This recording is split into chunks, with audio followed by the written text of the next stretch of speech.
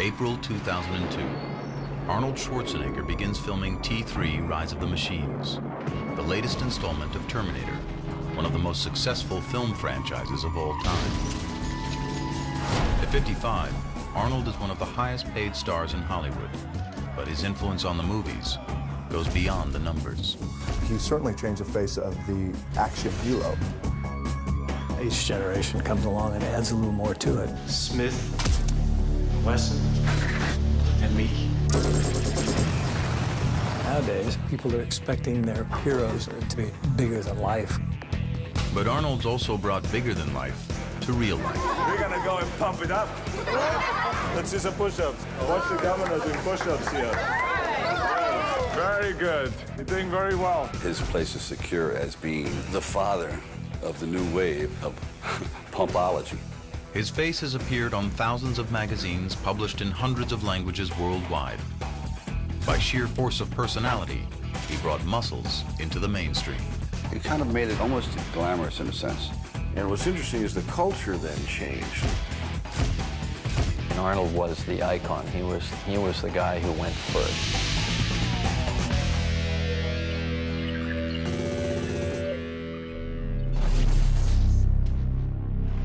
With the enormity of his fame and fortune, it's easy to forget that it all started with an independent documentary film released in 1977 called Pumping Iron. The film introduced the world to a character every bit as amazing as the Terminator or Conan would turn out to be. That character was Arnold Schwarzenegger himself.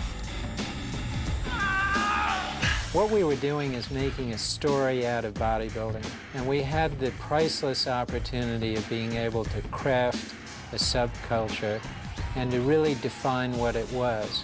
Before Pumping Iron, bodybuilding had a big image problem. It wasn't taken seriously. Bodybuilding was on the back of comic books. And there hasn't been such a flexing of biceps since Popeye downed his last can of spinach. It had kind of a stigma attached to it, that it was guys who were insecure or people that were trying to overcome inferiority complexes in dark dungeons. In other words, freaks and fools. But in Pumping Iron, director George Butler was able to smash these old stereotypes and replace them with something new to bodybuilding: personalities. Of course, it didn't hurt that his star was Arnold Schwarzenegger. And I remember being a little kid and watching it and going, well, that guy has a funny accent, but he sure is big. To see competition, to see these guys and how these guys play these mind games with each other was fascinating. I watch you. I watch you too. Oh, the barbell above my head. I'm not nervous at all. You certainly got a vibe of Arnold's charm, his charisma. Can you imagine the feeling I have 6 times Mr. Olympia? Before that, I think that if you had a muscular body, it was that's all you were about, is the muscle, the muscle, the muscle. But after Pumping Iron, you could have character, you could have charisma, you could be funny.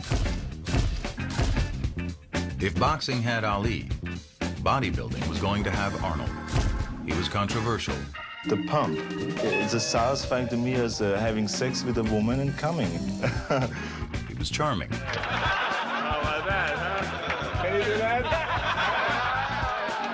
And like Ali, he was a natural-born salesman, selling not only bodybuilding, but his own persona. Do you work out every day, every other day? I would say 6 days a week. 6 days a week? With weights, and I run 3 times a week, and then do other exercises that we shouldn't talk about here in front of the people. You sly dog. I do everything. But Pumping Iron did more than legitimize bodybuilding. It was at the leading edge of the fitness revolution.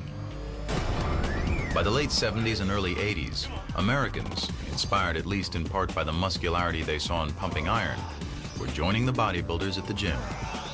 It became a social circuit for the first time. It became a great place to meet people at the gym. The last place in the world you would ever expect to meet your future missus is at the gym. Never happened, but it did. The guys are going, oh, yeah, I'll hang around here. This isn't bad. I'll get in shape just so I can hang out here. But as America was heading into the weight room, Arnold was heading out. Propelled by a wacky idea, he thought he could parlay his bodybuilding into Hollywood stardom. I like acting very much, so maybe I can have a new career there, who knows?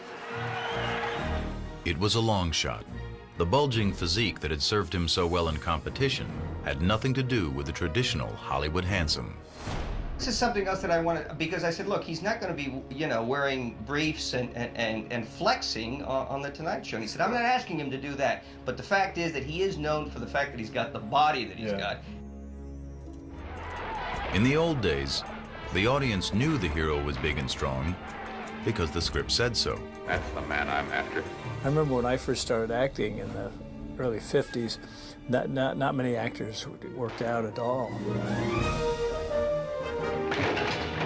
You know, they did it in a certain way, the way they walked, the way they jumped on a horse, and all those kind of things. They showed how studly they were.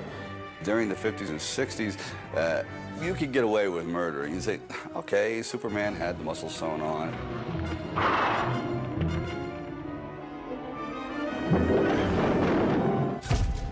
As Arnold was trying to figure out how to fit into the Hollywood mold, director John Milius was trying to figure out how he could bring the comic book Conan to life by casting a bodybuilder. For Arnold, the timing couldn't have been better. If we didn't have Arnold, we'd have to build him.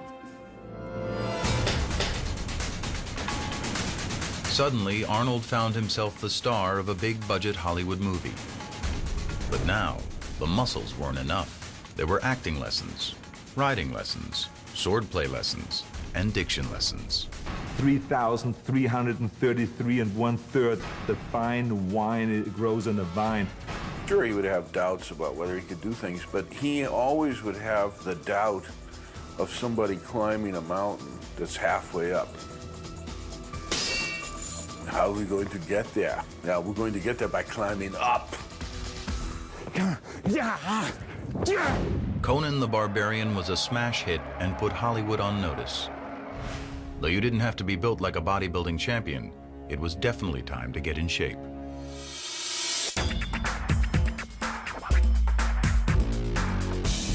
Arnold comes along, and the bar gets moved from there to there. We, the movie makers, just try to find clothes, a costume to put on this extraordinary elemental creature, this giant. I'll be back. I mean, it really kind of set a standard that said, if you're going to try to come off as something on the screen, you know, you got to have the goods, and it's not all about your stunt double. Shirts came off, and there it was. There was no hiding. There was no like holding the stomach in. It's a party. In the 80s, the studios produced a string of action movies all starring muscular heroes. Audiences, weary of the sensitive 70s, ate them up. We were like the new action heroes of that era. All of us had one thing in common. We showed the physical development. We love cheering that because we can appreciate, we in our hearts know what it takes to get that. Man wanted to go to see a movie that had tremendous action, but he could sit back and say, wow, yes, he takes care of the job, and kind of live through you in a way. I think they were movies that celebrated men. I know it certainly inspired me, because here's a guy who's kicking ass and taking names. But the Predator especially, you know, stepped to the plate and said, just bring it. And it was great, you know, especially at the end, you know, come on, kill me, I'm right here. Kill me, do it. Come on, kill me, I'm here. That's fantastic.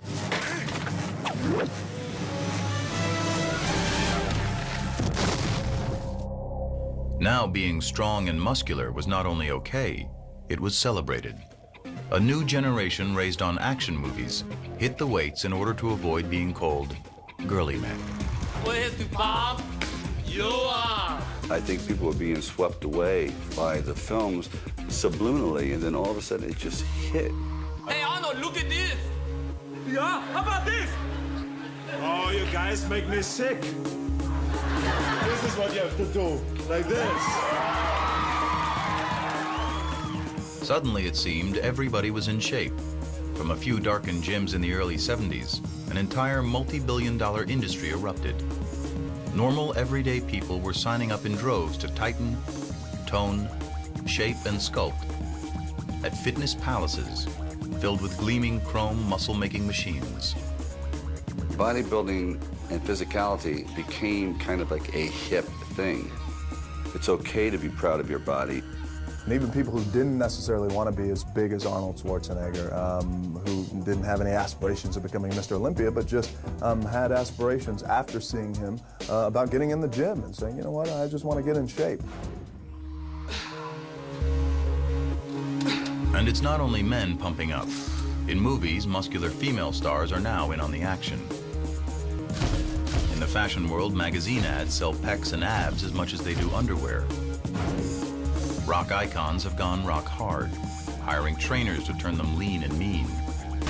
In sports, athletes who have been told for decades to avoid getting muscle-bound have learned better, because big means strong, and strong is good. So boxers are now trained by bodybuilders, as are athletes in tennis, basketball, even golf. Professional Olympic teams hire strength coaches to build brawn, but it's not only athletes. Remember when the elderly thought lifting anything heavy would cause a heart attack? No more. Study after study shows that strength training can improve cardiovascular fitness, strengthen bones, increase flexibility and balance, even fight diabetes, arthritis, and depression. Millions of people are involved in exercise programs that involve strength training, aerobic exercise, high-protein diets are the craze. Arnold was doing that back in the 70s and the 60s. Bodybuilding, once a subculture of maniacs, is now so much a part of our culture, it's hard to even remember when we thought lifting weights was weird. He made it very, socially acceptable. And, pumping iron certainly was the pivotal moment in the history of that. I had no idea that it would catch on the way it did, so that was a total surprise. I wish I could say, I knew all along, but that's not really what really happened. I still look back the day when I talk about it like right now and reflect. I say to myself, how did it happen? I mean, how could that become a reality? Coming up next, the film that launched the movie career of Arnold Schwarzenegger and helped jumpstart the fitness revolution. Pumping Iron. And stay tuned after the movie for an exclusive behind-the-scenes look at the making of Pumping Iron, including never-before-seen outtakes from the film and current interviews with the cast and crew. About the time when I first saw it, I was like mortified, saying, oh my God. He is absolutely acute at being able to figure out an individual's absolute weakness and then put a sword through it. Maybe I went a little overboard. And now the documentary that started it all, remixed and remastered, Pumping Iron.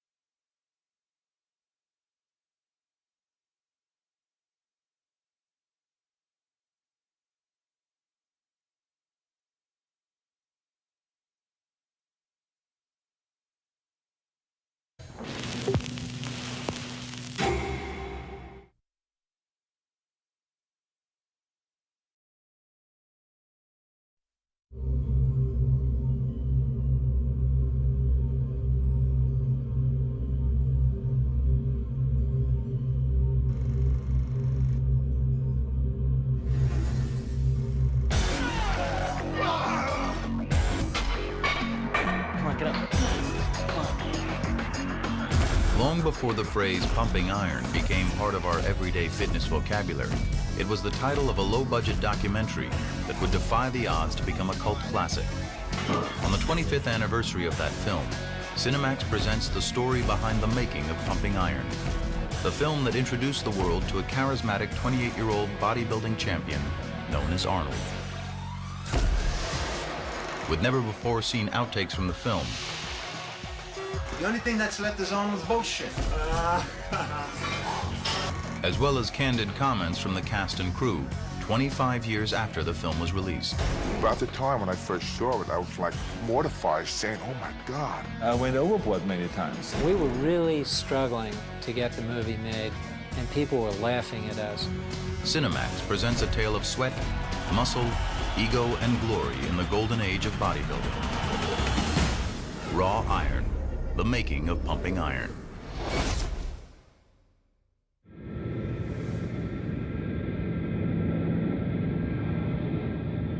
February, Columbus, Ohio. Arnold Schwarzenegger is in town for the Arnold Classic, the annual bodybuilding competition he's produced since 1976. Along with Mr. Olympia, it's the premier contest in the sport.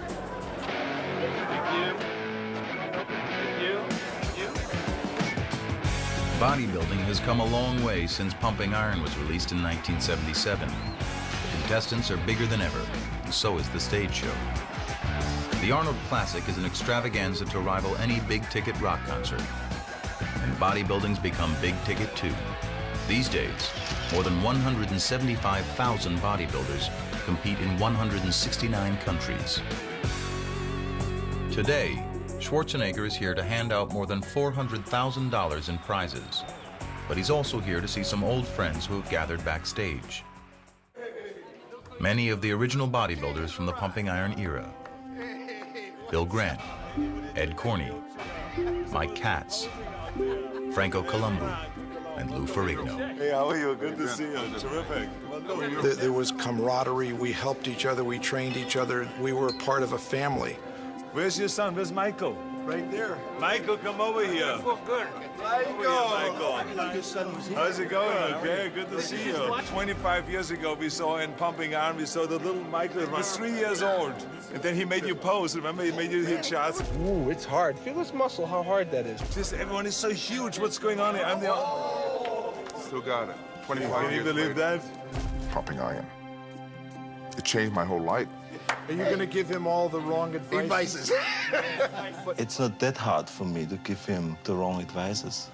No, only the right advice. It was so much fun and enthusiasm. Great. Oh. It was incredible. Let me tell you, she said, now she's his mother talking about my mother.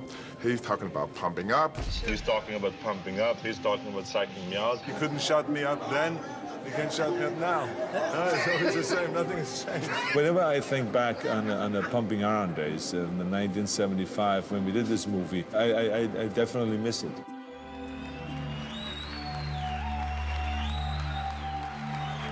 Back before Pumping Iron, he was known as the Austrian Oak, but he was unknown outside the marginal and misunderstood sport called competitive bodybuilding. It was a tiny little world, and 300 people would come to the contest that night. They would go crazy over Arnold Schwarzenegger, so he was king of 300 people. It's just that Arnold hadn't burst out of that world yet. Photographer George Butler and writer Charles Gaines were fascinated with the bodybuilding subculture and collaborated on a book they called Pumping Iron, which featured the young Austrian bodybuilder. Butler wanted to turn it into a film, but Arnold wanted to retire. Since moving to America in 1968, he'd won the sport's top prize, Mr. Olympia, an unprecedented 5 times, and he'd had enough. George Butler came to me and says, I have a great idea. We should do a movie, but it only will work if you're in it. And if you retire now, you can't be in it, so that doesn't work. Butler knew the weird and wacky world of bodybuilding had all the makings of a fascinating movie, but how to get investors aboard, it would be a tough sell.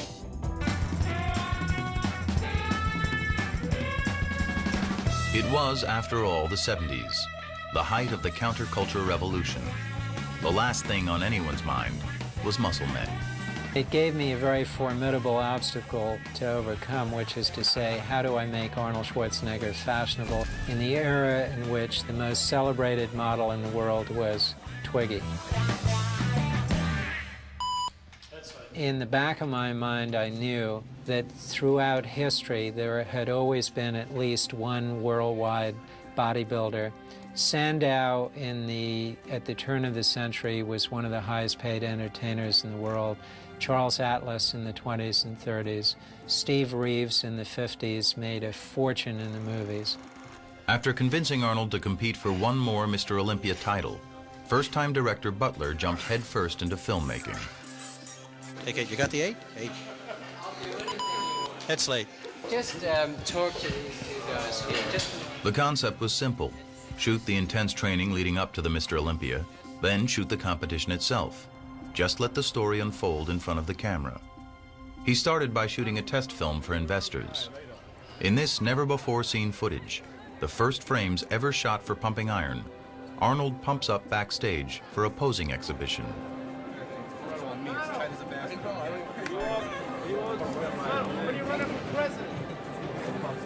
Wenn Nixon gets erwischt. It's just too much pressure, you know.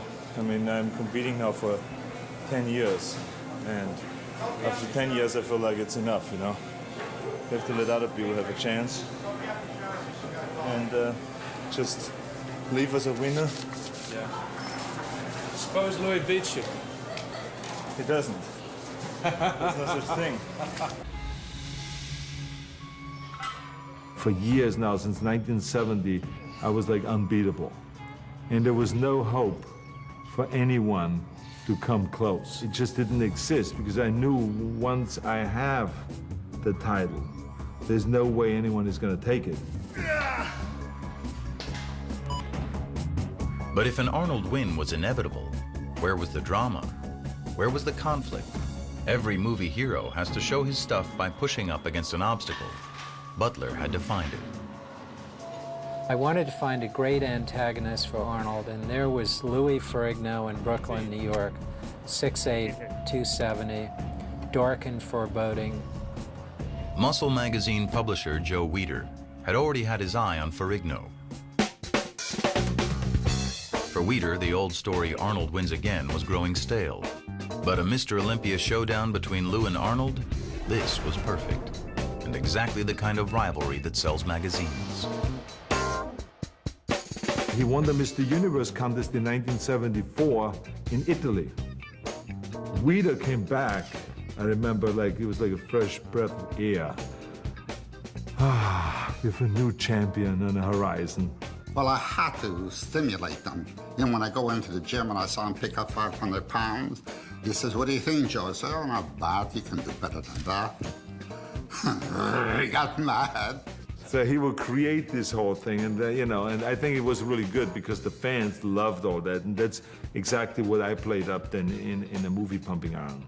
In this outtake from Pumping Iron, Weider and Schwarzenegger discussed the very real possibility that the champ might actually lose to the larger and hungrier Ferrigno. You were the one who saw Lou in New York just a few days ago, so how does he look? He looks very, very massive. Well, he was my idol. He part of me getting into bodybuilding. Of course, when you have an idol like Arnold, you want to beat your idol to be the best. Wait till they feed these dogs in Africa. Terrific. Big enough to wait. Butler had his antagonist. Since 1969, nobody has beaten me, so why should he come around now all of a sudden and break my record? I don't know. He's training real hard. He's Well, you heavy will and see. He's massive, and he's built almost like you. No. What happens if you are defeated? To enhance the drama, the filmmakers had to pump up the conflict. This is for the big baby, Louis. This is where documentary filmmaking is so effective, because you can do something with real people that a novelist just couldn't imagine. You create dialogue and hostility towards one another in order to make the movie more interesting. If it is just a sport, that you can see for 10 minutes and then you have seen it all. But if you see the personalities and you can follow them. A showdown was set. The Golden King versus the Dark Prince. Well, I was a bit of an outsider at that time in that world because I was the only one back training in Brooklyn. Brooklyn versus Venice, California, a bizarre beach town, a refuge for artists and hippies, weirdos and wackos. In its own strange way, bodybuilding fit right in. If the sport had an epicenter, it was a legendary Gold's Gym. which is where the filmmakers began shooting. Come on, Franco. What is this bullshit? Yeah. No, side chest, not front chest, Franco, side. Yeah, these things change a little bit when we go to the side. Hey, look, Franco, what you have to do is when I say side chest, then hit the side chest and then it come out. And if you don't have it, don't hit it. No, don't hit it. Don't hit it. We had camaraderie that was incredible. We'd train together. We'd go to the Gold's Gym at 10 o'clock in the morning. That's where everybody would meet. And I mean, the energy that came out of that little gym, it was only about 5,000 square feet. It could probably light up the city of Los Angeles. It's the mecca of bodybuilding. When I got out of here, there was only this little bitty gym sitting out here close to the beach. I mean, it wasn't much bigger than YMCA where I'm from. It was like a house. And it was only basic weight. That's the only place we knew. That was home to us. The public at that point didn't accept what we were doing. They didn't understand what we were doing. That was one of the joys of doing Pumping Iron, that people could really see that we just weren't big, huge people with muscles. We were all kind of tied together like this. We worked out together, we ate together, we were partying together. Rent was cheap. By day, they trained at Gold's or on nearby Muscle Beach, and at night, they let off steam, often at Arnold's bachelor pad in Santa Monica. The main man is here, guys. The cameras never stopped rolling. Mr. Universe 1975. Cheers to the Mr. World. Robbie Robinson. Hey, wait a minute. Let him hit a double shot, a double bicep shot for this lady here. Hit it quickie. Hit a double bicep shot. Come on now. Come on now. Hit 3 shots. All right. All right.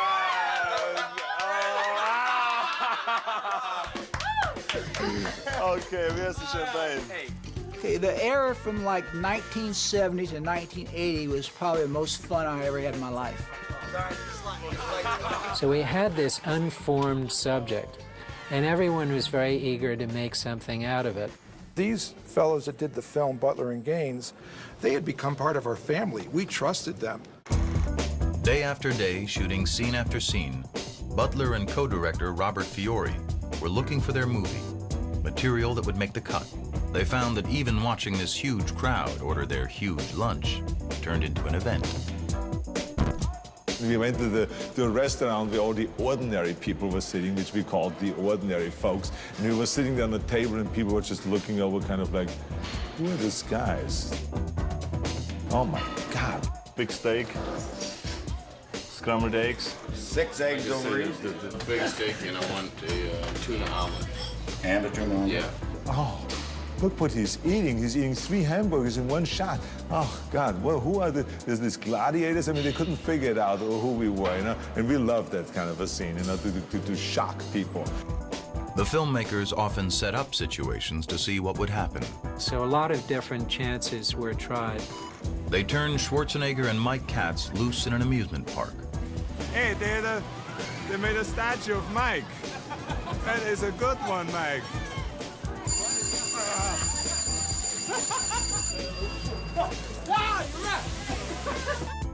They filmed Arnold with his acupuncturist. What does it mean? We're stimulating a muscle. Okay, good night. Watched him get a haircut. Ask Arnold what sort of clothing he competes. What kind of clothing do you wear in competition? Little tiny posing trunks. Do you have to talk at all? No, except if you're the winner. So I talk a lot. Yeah. They were shooting, even overshooting, always looking for material to reveal Arnold's motives, his character, and what seemed at the time to be insanely ambitious dreams. I won the world championships so many times now that I would like to go on, you know, try to be the best in something else. Like what? I would like to get into acting. So there was a tremendous struggle to make this movie really work and to make it really interesting, not only for the bodybuilding crowd, but for the general population. To do that, and to give the film some Hollywood sizzle, Butler approached Bud Cort, the hot young star of MASH, Brewster McCloud, and Harold and Maude. I've never seen so many huge people in my life. That's why I joined a gym. I want to get my blood moving, you know? Yeah. All I do is drive and scream at my agent, you know? So I figured I'd, you know, get my blood moving. The idea was to send Bud to muscle masterclass with Arnold. Am I supposed to breathe before I stand up, during, or after? I know this thing. I hate it. Oh, I crack my neck. And when do I breathe in? Breathe out when? When do I breathe? In, out, right. He was very funny, and he happened to love bodybuilding. Just start thinking about that it's a beautiful exercise and that it makes your legs grow. And Yeah, maybe I you do all that psychological shit, but it doesn't work with me. I get pain in my leg. But after screening all his footage, Bud felt his scenes were too distracting from the main storyline. I think this whole thing is fucked. I think so too. I gotta tell you. Bud pulled out, asking the filmmakers to put the rest of his salary back into the project so they could finish. And I always teased him. I said, one day I'm going to take all of this footage that we shot and put it back into the movie. Now finally people are going to see it. Let me show you another exercise. Okay. We did a scene up what we call the Muscle Rock, where we went up in the Malibu Canyons and up to the top of the mountain there where they had the best kind of lighting for taking photographs. So we brought the whole camera team up there. In this outtake, Arnold and his buddies work on posing routines for the upcoming contest in South Africa. If Louis hits this one, I fall up With this one. Oh, he can't go into that one? instantly with this one. Louis don't follow that one? He could, but you know, Arnold has done this one. You know what I mean? Okay. Almost nothing made it into the movies, but it was really a fantastic, I think, sequence. Just to show again that we were all friends. Good. Not bad. Nobody will look at the legs. And the reason why it didn't really work was because when we edited the movie, we wanted to show some kind of a competition. The movie was Arnold, and it was critical to get to the heart of it. And the heart of it was the competition for the heavyweight crown and the conflict with Lou Ferrigno. Veronica, you're gonna wipe him out! And if he's in shape, fine. I hope he is. The filmmakers moved on to New York. In contrast to the fun and games of Gold's Gym, the Brooklyn setting was a dungeon. We filmed Louis in a dark sort of underground gym in Brooklyn, and then we'd immediately cut to Arnold Schwarzenegger. There were skylights overhead. Venice Beach was right outside the gym, palm trees swinging to and fro. And in contrast to the sunny optimism of Arnold and his friends, Lou was as serious as a heart attack. Come on! Here I am in New York wearing sweat clothes. I got everybody around me in the gym that 1/3 of my size, people not looking like bodybuilders. You could see this one scene I'm walking in and one guy doing a dumbbell curl. Yeah, we got 10 right here. And it's hard to stay motivated. The only way I can motivate myself is just keep screaming Arnold's name in the gym and just keep pumping that heavy iron. Arnold! Arnold! I was saying Arnold, Arnold. Arnold! I really wanted to beat Arnold Schwarzenegger. Hey! That's it. In Ferrigno, Butler found not just an antagonist, but a character rich with vulnerabilities. Partially deaf and overshadowed by a domineering father, Lou had everything to lose. What Butler invented was Matty Ferrigno's actual involvement in his son's bodybuilding career. Push it, man! Come on, come on! See, my father never really was really involved in bodybuilding. And they asked him to be in the film. They thought it would be good to have father and son. In the movie, Matty Ferrigno is a stage father to the best of intentions. And Matty had a very clear idea of what Louis should be doing. It would just unroll in front of my eyes. When you step out there, boy, remember all those grueling nights and mornings in the gym. And this is it. This is the reward, and we want it. We kept putting in my head, this is your last chance. There's one scene you see me curling dumbbells. 100-pound dumbbell. Show them! Show them! Sing it out! Sing it out! Come on! Show them! I gotta do more! Afterwards, my father goes, boy, what a workout. Oh, boy, what a workout. That's nice. Because he was holding one of the dumbbells. He's the one who's tired. You remind me what you're gonna show them. And then you go, boom, like you're saying, take a look at this hunk of man. Something like that, okay? You try now. And he did the best he could. The fact, because at the time I had the speech problem and everything, I was not able to conduct myself in interviews. He tried to be my voice. The unfolding relationship between father and son added an unexpected layer of tension and emotional richness to the film. As Matty demonized Arnold, he wore his son down. There's only one thing in mind, and that's to beat that German. We gotta beat Arnold. He's been up there too long. You waited 9 years for this shot, right? Be careful. He's going to try every trick. If he sees you look a little better, he's going to try and do something. He's going to try to make you look bad out there. Watch every move he makes. Try not to engage in conversation with him. And most of the time I really wanted to say, let me speak for myself. Let me be who I am, please. You know, this is not how I want to conduct myself. This is not how I want to be in the film. Look out. That's right. That's it. No. Down here, Louis. I was not really me. I was beaten down.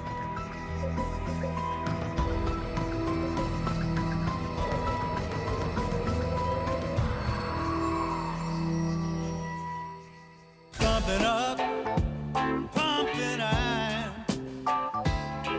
As Butler filmed and shaped his material, blending fact with fiction, the characters emerged as types, heightened versions of themselves. The self-invented, charismatic winner and the self-conscious, desperate underdog. Butler also honed his secondary characters, the bully, the family man, the master poser. Arnold's friend Franco Columbu was not so easily defined. So in 1975, the crew traveled to his tiny homeland in Sardinia to see what might happen.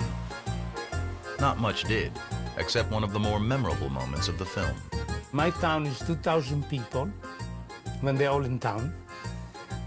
And of a sudden, the crew comes there to film my parents and little things I did in the town. And there was nothing to do in the town. I could only walk and lift a car. And that's what I did. I could think, I said, what could I do for the camera? Lift a car.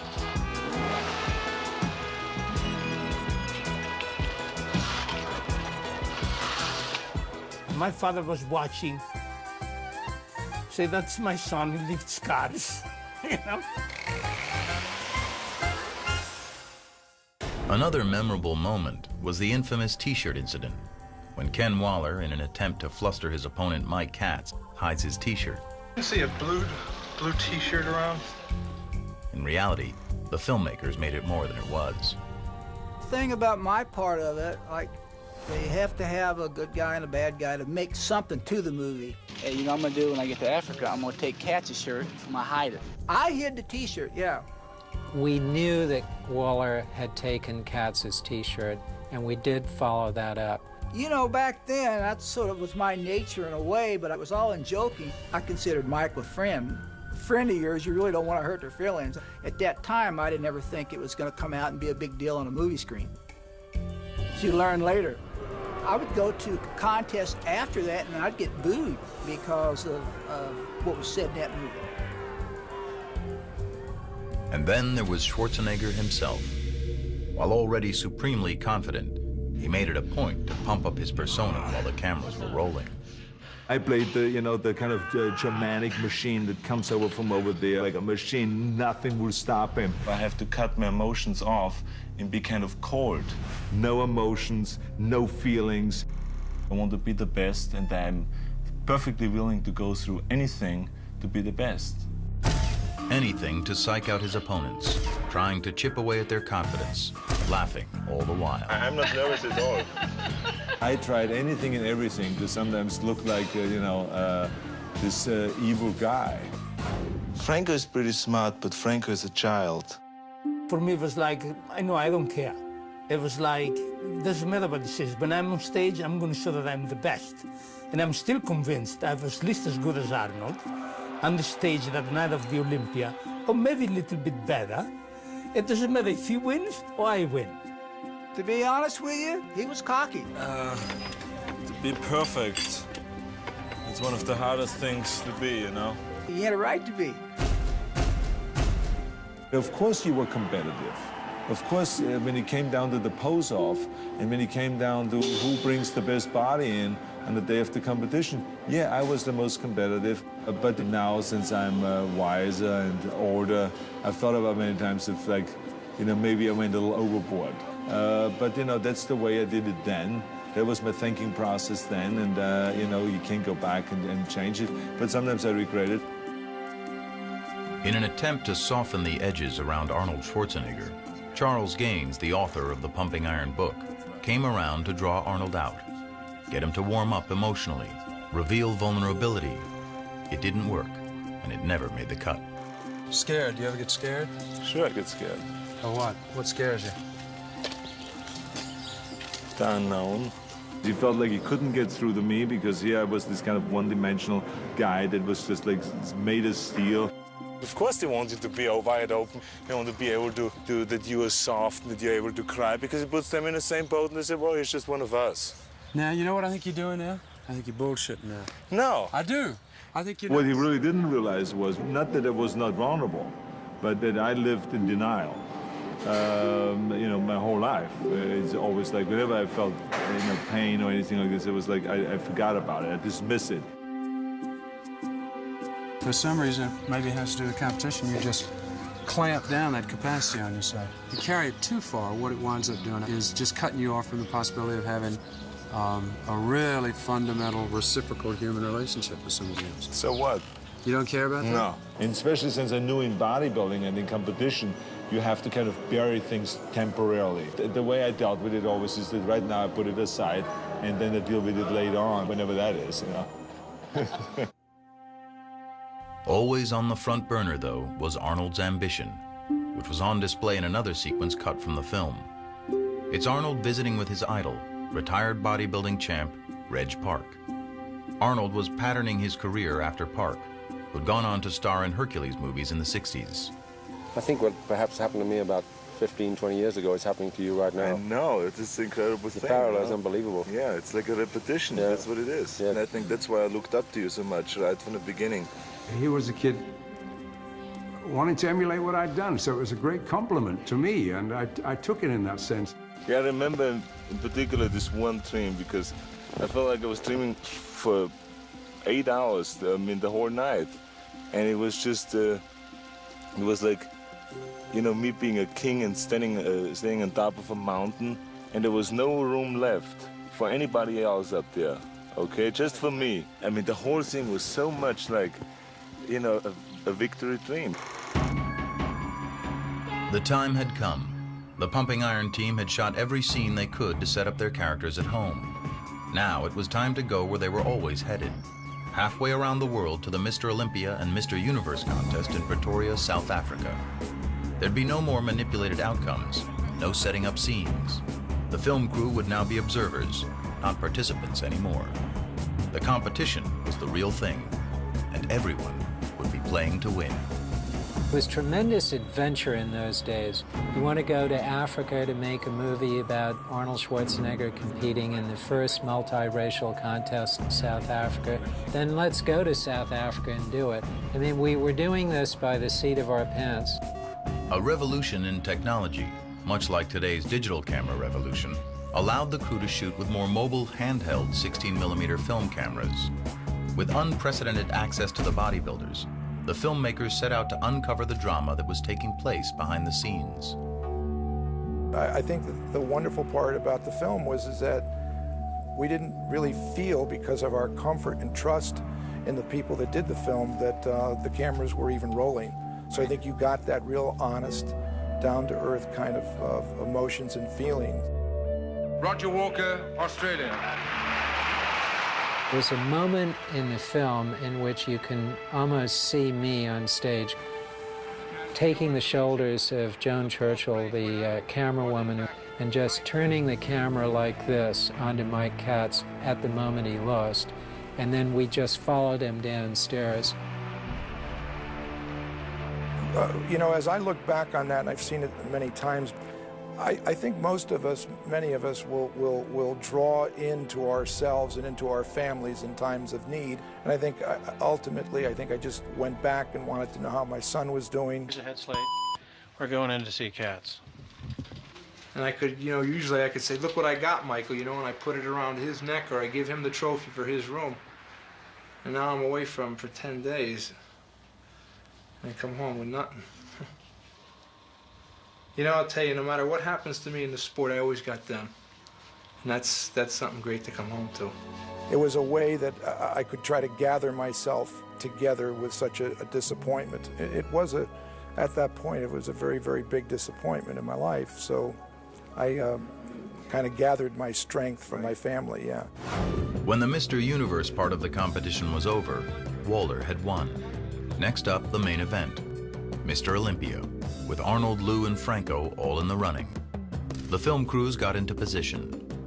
I was aware that there was going to be a marvelous confrontation between Arnold and Louis in the pump-up room. It was setting up the most wonderful opportunity for Arnold to do everything that he is capable of doing. The psyching part of bodybuilding, which is quite famous because of that scene and some others, is something that Arnold really does. I love it, Louis. You always keep me entertained in the serious moments. The room we were in was only probably about 20 feet by 20 feet. I mean, it was this very small room. And you talk about a lot of tension, a lot of heat. So you can't help being, you know, kind of on the edgy side. The only thing that's left is Arnold's bullshit.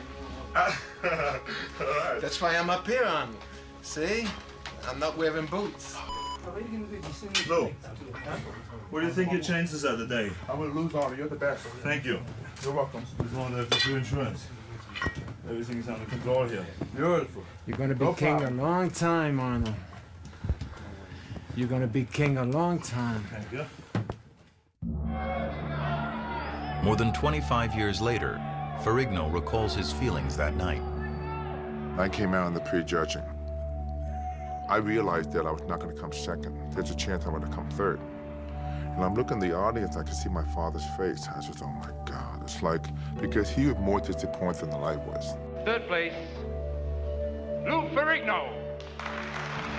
I'll tell you something, what that boy of yours has done in a year, it's fantastic. We try, You Did a keep good job. going. Don't kid yourself. Very wonderful job. Oh, we'll see. Wonderful Did a good job. Wonderful job.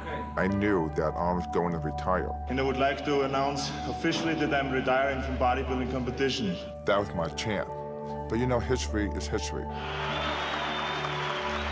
Being in South Africa, what I really wanted more than anything was not really being Mr. Olympia, was being out in the open and having a good time like Arnold. That's what I want more than anything. That was more impressive to me. Who wants to be in South Africa, come second, come third, to be 10th? He was down there having fun, schmoozing with people, shaking hands. That's what I'm doing now because it's taken me many years to see that. But that was my envision. When I saw that, that's the direction I wanted to go. For me to change that, I had to work on myself. The film was in the can, but now there was more than 100 hours of it to be cut down and crafted into a movie. Unfortunately, Butler was broke, having maxed out on his credit cards. After I got back from Africa, I got a call every single day of the week from American Express because I'd succeeded in running up a $35,000 bill, and I had become their most important client. I was rather impressed with myself. Out of desperation in 1976, they concocted an outlandish scheme. They put on a bodybuilding show at the prestigious Whitney Museum of American Art in New York City to try and attract potential backers. We invited Candy Bergen to photograph Arnold. The Whitney thought we might get 300 people, and someone said, you know, there's a pretty big crowd outside. I know, isn't it? You seen this crowd out there? No, I haven't looked out there. It's big. And I went down and looked, and there were 5,000 people outside trying to get in. Nobody's gonna go in until we get a line here. Inside the museum, Arnold, Frank Zane, and Ed Corney were rotated on a turntable in front of the New York City art crowd. It was very sort of a high concept idea. It was a risky scheme, and it was a long, long way from Venice Beach. Moderated by New York Times critic Vicki Goldberg, The event brought together some of the most prominent art historians in the world to watch bodybuilding. We're talking about a subject which is fascinating and quite present before our eyes a lot of the time. That is to say, the representation of the muscular body in art. The next bodybuilder who's coming out doesn't need an introduction to a lot of you, but he does to a lot more of you. As I said before, he's the greatest bodybuilder in the history of the sport, Arnold Schwarzenegger. And then we had this discussions about, you know, what is bodybuilding and compared to what art was, and how did, you know, Leonardo da Vinci and Rodin and all those guys come up with those muscles when they painted and sculpted muscular bodies. The Whitney couldn't control the event because there were too many people there, so that instead of taking the money and putting it in a cash register, they had to throw the money into a pile on the floor. Hey, move down, 2 lines, okay? There was a 6-foot-high pile of $5 bills, and at the end of the day, the movie was financed, and the rest is history. The Whitney Museum event proved to investors that the general public just might be interested in bodybuilding. Now, it was time to present Pumping Iron to the world. Pumping up. On January 18th, 1977, Pumping Iron premiered at New York's Plaza Theater. Feels like flying. Arnold and his friends were now the toast of New York City. Audiences loved the film, and critics gave it rave reviews. Pumping up, pumping up. But for the bodybuilders, it was a surreal experience seeing their private world revealed on the big screen. It was comical to us to see some of the things that come out in that movie. I was a bad guy, and back then I thought that was that was all right. When I saw it for the first time, it made me very angry because I suddenly saw how it was portrayed. Calm him down. Help him. I was afraid people wouldn't like me. I was afraid people were going to look down on me because the fact that here's a kid from Brooklyn, he's deaf, he can't speak, he looks dumb in the film. What I'm trying to say to you is at the time, I felt like a freak. But it wasn't like that. I didn't realize that within time, everyone embraced me. People come up and say, God, I love you in Pumping Iron, I love you in Arnold. All right. Nothing to say, I just want to eat my cake.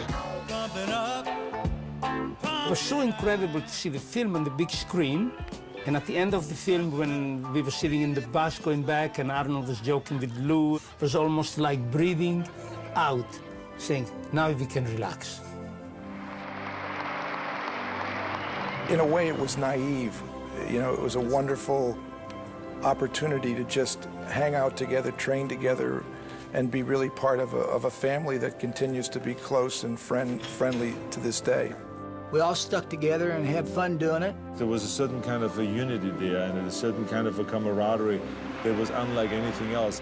And that's why when you look at it today, there's nothing else like Pumping Iron. Here we are 25 years later celebrating it, so we must have done something right.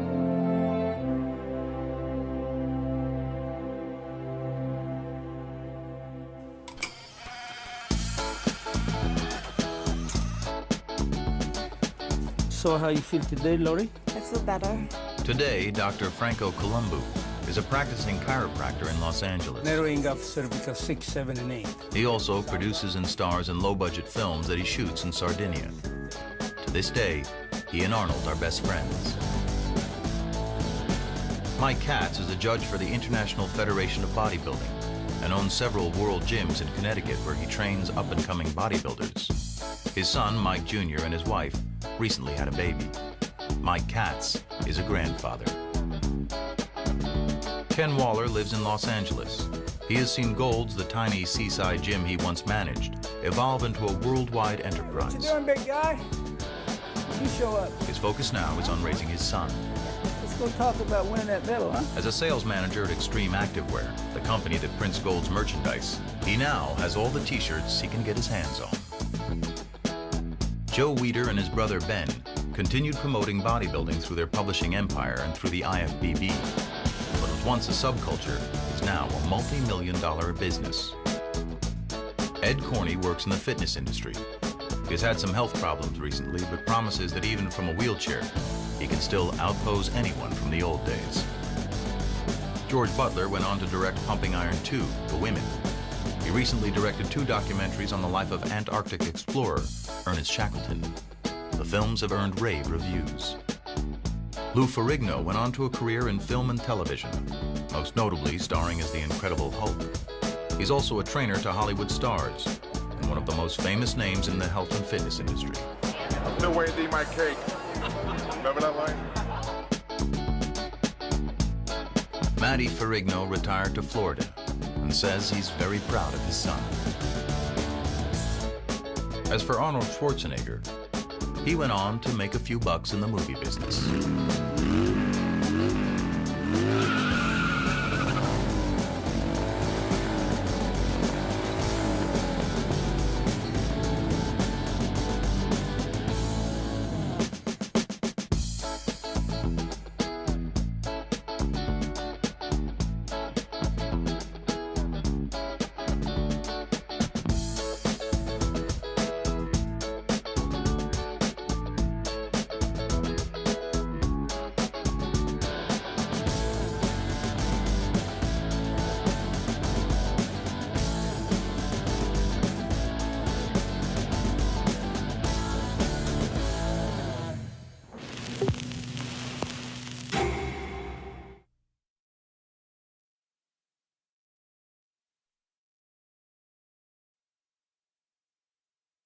Every time anyone sees Pumping Iron, they will come away, you know, loving the movie, getting inspired by the movie, but at the same time they're asking themselves, wow, I mean, was all of this stuff true?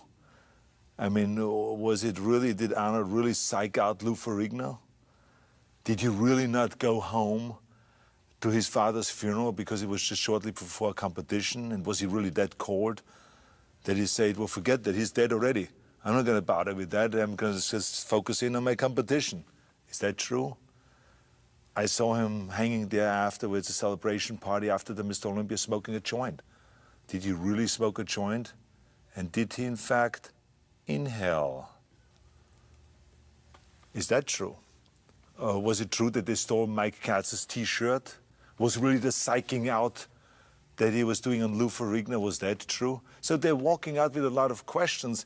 And so when I go around the country and promote the movie, for instance, even the 25th anniversary, when the film started playing on HBO, on Cinemax, you know, a lot of journalists called me and says, oh, I just saw this for the first time, and asked me about all those questions. So I think it's important to clarify that there are certain things in this movie that were true, like the competition, the outcome of the competition, the training, the severity of the training, the severity of the pain, the sacrifices that needed to be made, the amount of hours we spent in the gym, the food supplements we had to take, the food that we had to eat all the time, the pounds of meat and all those kind of things.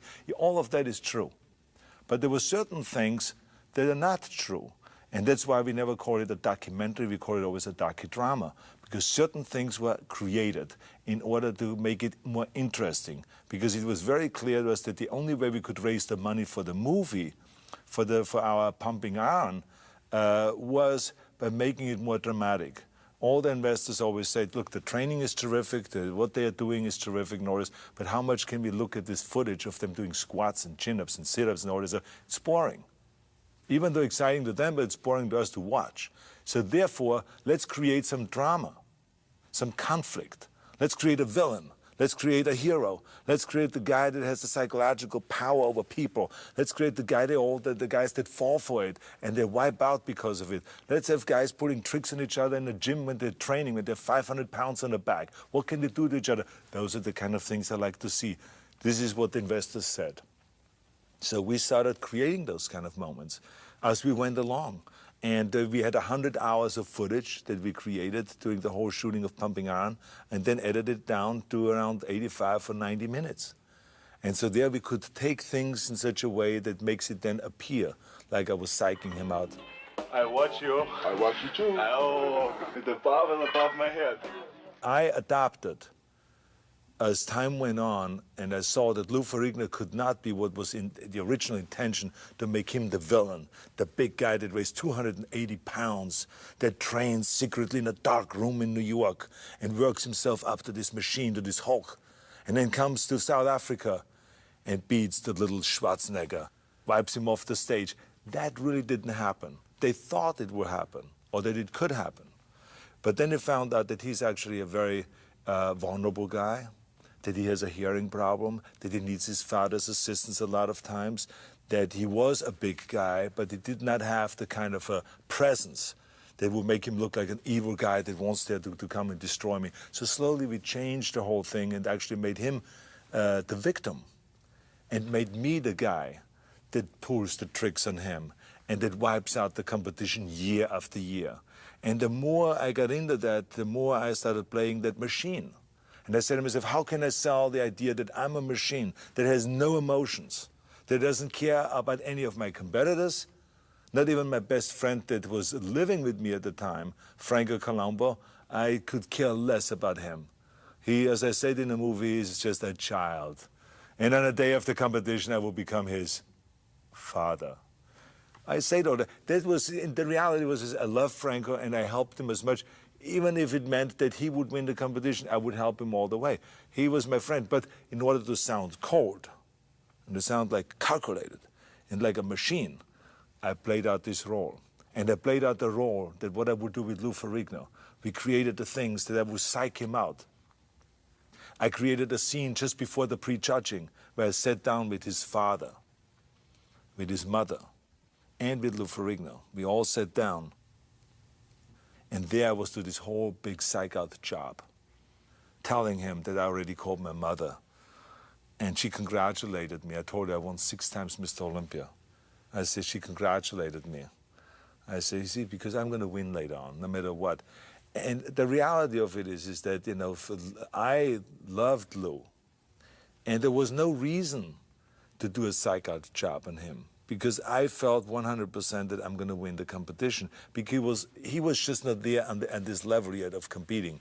He was not ready yet to win the competition, so therefore there was no reason to psych him out. But we wanted to play it that he's really dangerous. He could wipe me out. He's huge. He's gigantic. And I have to now not only use the body, but I have to use the psychology. And I have to psych the father out, I have to psych the mother out, I have to psych Lou Ferrigno out, and I do this whole thing. And so throughout the movie, we established that kind of a relationship. So there was another thing that we did in order to really make me be different than the other guys. If you want to be a champion, you cannot have any kind of an outside negative force coming in and affect you. So therefore, I have to cut my emotions off and be kind of cold in a way. Then we wanted to sell the idea of how cold I am really, and how I have no emotions. For instance, now I took a story that I actually heard in France, one bodybuilder one time tell me, 4 years before, a story about how he never went home to his father's funeral before a competition. How his father died and he just ignored it. And he says, yeah, here to stay focused. So I stole that story. And I said to myself, I have to say that story. People will be shocked. People will be writing about it when this movie comes out. And that's how you get, of course, headlines and all those kind of things. And people will write about the movie. That's how we sell the tickets. So I said to myself, that's what I have to say. So I explained that I have no emotions. If someone steals the car right out in front of my house, I would just laugh at it and buy myself a new car. You know, of course, afterwards I said to myself, I said, hey, if someone steals my car, I cry probably because this was my jewel. That was the reality. Then I continued on with the story. And I said, as a matter of fact, my father died 1 year, just before competition. And my mother called me and I said, are you going to come home to the funeral? And I said to her, why? He's dead already. So I acted really totally cold, and people, it really worked. People were shocked about this. Some of them were appalled by this. And so, of course, since then, I've been getting those questions. Is this true? Is this not true? I mean, did your father really happen? The reality of it is that it never happened. My father never died before any competition. He died 3 months after a competition in 1972, and I saw him just shortly before he died. And we had a fantastic relationship. So there was none of that, of not having any emotions, not caring of my father dying. So that's the reality. So I think people, now it is important for people to know what is the reality. There is an opposite example is, for instance, with smoking the joint. I smoked the marijuana in the movie, an ant. And a lot of people ask me, did you really smoke a marijuana in this movie, or was it just fake? I said, no, I really smoked it. And I also inhaled, unlike some people claim. You didn't see a blue T-shirt around? Waller had it? The other question that people always ask me, Mike Katz was looking for his T-shirt in a movie. Did, in fact, everyone play a trick on him and steal his T-shirt or hide his T-shirt to confuse him and therefore lose the competition? The reality of it is that he did look for the T-shirt at one point just because he's misplaced it, but no one was hiding it. But after we saw this footage, we went out and shot additional footage to create a scene where a bunch of bodybuilders get together, throw the football, have fun, and then Ken Waller says, you know what I'm going to do to Mike Katz? I'm going to hide his T-shirt. As a matter of fact, I'm going to hide his bathing suit. I'm going to hide everything. Hey, you know what I'm going to do when I get to Africa? I'm going to take Katz's shirt, I'm going to hide it. Mess his mind up a little bit. So that football scene was actually shot way after the competition was over. And we have had all the footage already, just in order to create this scene of the Mike Katz getting his T-shirt stolen by Ken Waller, and that he messed up his mind, so he loses the competition. Pain in your muscles and aching, that's what makes actually the muscle then grow. If you can't go through this pain period, forget it. One of the most common questions I also get is, did we take steroids? Because now, of course, drugs is such a big issue in sports. And the answer is yes. It was just in the beginning stage because bodybuilders in those days just experimented with it. But it was not illegal. We talked about it very openly. I mean, anyone that was asked, he says, you take steroids? Yeah, I take 3 Dianabol a day. Or someone else would say, I would take this, and that. It was not an illegal thing. Now, after it became a big problem, then our federation said, okay, bodybuilders ought not to take steroids, and there will be testing done, surprise testing done. You could be called at any given time. And within 2 days, you have to do a test, so you can't get rid of the whole thing out of your system or anything like that. So that's what's going on right now. The bodybuilders are tested continuously. It's as satisfying to me as having sex with a woman and coming. People still ask me, for instance, is it true? And they're still trying to find out. Is it in fact true that a pump is better than coming? Because that's what I said in the movie. And the reality, of course, is no, it has nothing to do with one and the other. It feels great to be a champion. It feels great to train. It feels great to pump up and all those things. But how can you compare one with the other? It's 2 different things. You better get both, the pump and the coming. But I mean, the reality is I made up a lot of this stuff because I felt like that's the way you get attention. You have to, I believe that the more sensationalistic that you are, and the more outrageous things that you say, the more you get quoted, the more you get in the papers, and the more the sport of bodybuilding will benefit, because the more stories we will get about the sport of bodybuilding. So that's what it really was all about. We couldn't have made this movie about Arnold Schwarzenegger, about my life or something like that, about my bodybuilding or my drive to win or all this stuff. That would have been boring and it wouldn't have done well. What made this movie successful is because we had so many bodybuilders in the movie that were very colorful. I mean, Lou Ferrigno had a specific part in this movie and it worked so well. People loved this character.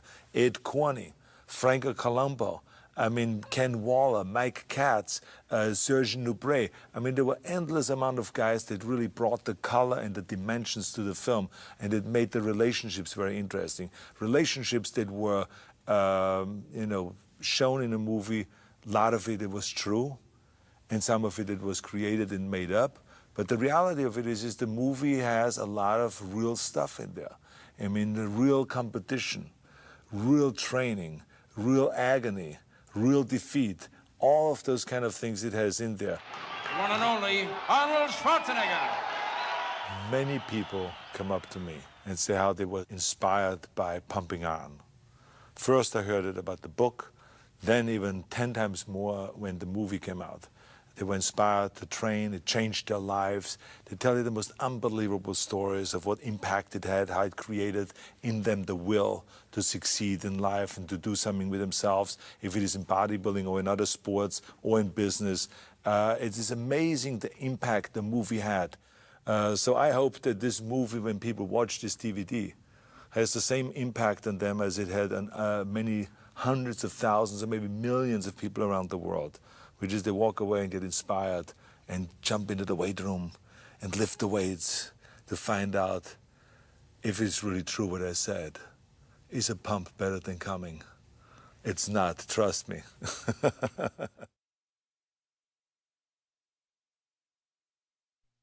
Cinemax Final Cut presents an exclusive interview with Arnold Schwarzenegger, star of the classic documentary Pumping Iron. I remember that George Butler came to me in 1974 and said, I want to do a documentary about bodybuilding. And I said, well, it's going to be without me because I'm retired.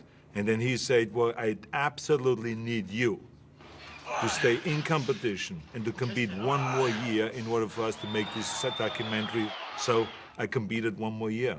One and only Arnold Schwarzenegger. Well, I'm very happy that I did because the movie became, you know, a huge hit. Pumping Iron became a classic. Well, I feel somewhat emotional about this 25th anniversary of Pumping Iron. When I saw some of the old stuff, it brought back such great memories of what a great time we had in the 70s, training for the World Championships, the camaraderie that existed at that time. But at the same time, it amazed me of what I was willing to do. Training 5 hours a day, lifting 50 tons of weights, burning 10,000 calories, and doing anything that it takes to win. The people going to see when they see Pumping Iron is basically, it's a historic kind of a classic movie because it really captures a time when bodybuilding was just coming out of the closet, so to speak, or the basement, and became a huge sport. You're going to see, you know, what it takes for people, what kind of training people are willing to go through. Out for more weight. Let's go. I want to beat him. The pounds and pounds of weights, the tons of weights they're willing to lift every day to become the most muscular man.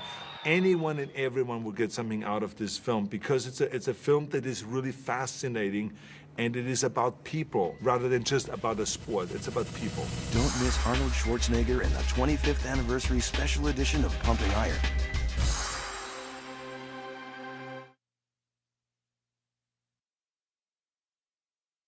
Pumping Iron is back and celebrating its 25th anniversary. Cinemax caught up with Arnold Schwarzenegger and some other familiar faces at the premiere party honoring this classic documentary. Cinemax has offered to show the movie and celebrate with us all that special day, the day when the movie came out, the year when this whole revolution started taking place. I saw it in 1977, right when it came out. My brother took me to it. I met Arnold like 2 months later. So I have a special little spot in my heart for this film. It's astonishing that an independent film is getting this kind of reception. I don't think it's ever happened before. Cinemax was there to talk to the original cast. I think it's fantastic because 25 years ago I was here, posed at the night of the premiere. My favorite scene in the film has got to be me hanging off his arm. Yeah, that's right. Just like that. There's an original idea, especially to see how bodybuilding makes people stay young. As you see, the way I look 25 years later, I look even younger. We also spoke with some of bodybuilding's current title holders. I think bodybuilding has come a long way, just like everything else. When was the first time you saw Pumping Iron? I was 16 years old. I just joined the gym. I trained for 3 months. The gym owner gave me a tape. Here, you might want to watch it. The favorite part of the movie are my friends that are in it. It's like extraordinary. Each one of the guys has done such a great job after that and has at the same time promoted the sport. Don't miss Pumping Iron 25th Anniversary Special Edition.